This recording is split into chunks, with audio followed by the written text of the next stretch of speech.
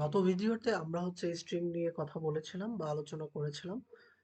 String এর বিভিন্ন function বা স্ট্রিং কিভাবে ইউজ করে, স্ট্রিং কিভাবে অ্যারে হিসাবে ইউজ করে সেটা নিয়ে আমরা একটু আলোচনা করেছিলাম। এই ভিডিওতে আমরা শিখবো হচ্ছে বুলিয়ান, এক ধরনের স্পেশাল ডাটা টাইপ যেটা আসলে ট্রু হতে পারে অথবা ফলস হতে পারে। যেমন আমাদের ইন্টিজার ডাটা টাইপে আমাদের কিন্তু সেটা 1 হতে পারে, 1000 হতে পারে, এরকম বিভিন্ন ধরনের ভ্যালু হতে পারে।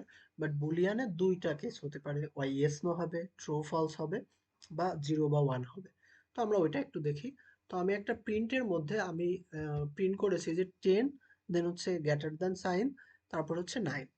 সো আমি বলছি যে 10 গ্রেটার দ্যান 9, এটা কি সত্যি?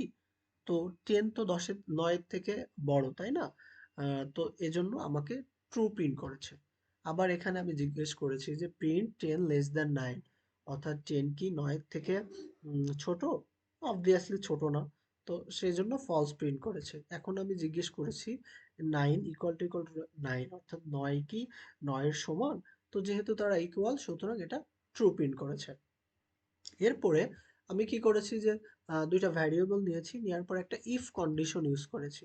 ইফ কন্ডিশন যে if A greater than B, অর্থাৎ এ যদি বি এর বড় হয় তাহলে একটা টেক্সট প্রিন্ট করো, আর যদি বড় না হয় তাহলে আর একটা প্রিন্ট করো।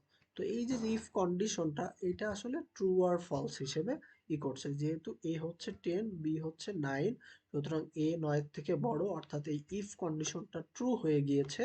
সুতরাং আমাকে প্রিন্ট হচ্ছে এ ইজ গ্রেটার। আর যদি এটা ট্রু না হতো তাহলে এলসে চলে আসতো, প্রিন্ট করতো বি ইজ গ্রেটার। যেমন আমরা যদি এটার ভ্যালু যদি 1 বাড়িয়ে দিই, তো আমরা দেখতে পাবো বি ইজ গ্রেটার। সো এটাই হচ্ছে মোটামুটি বুলিয়ানের একটা যে বুলিয়ান কিভাবে কাজ করে। আই হোপ বোঝা গিয়েছে যে বুলিয়ান আসলে কিভাবে কাজ করে।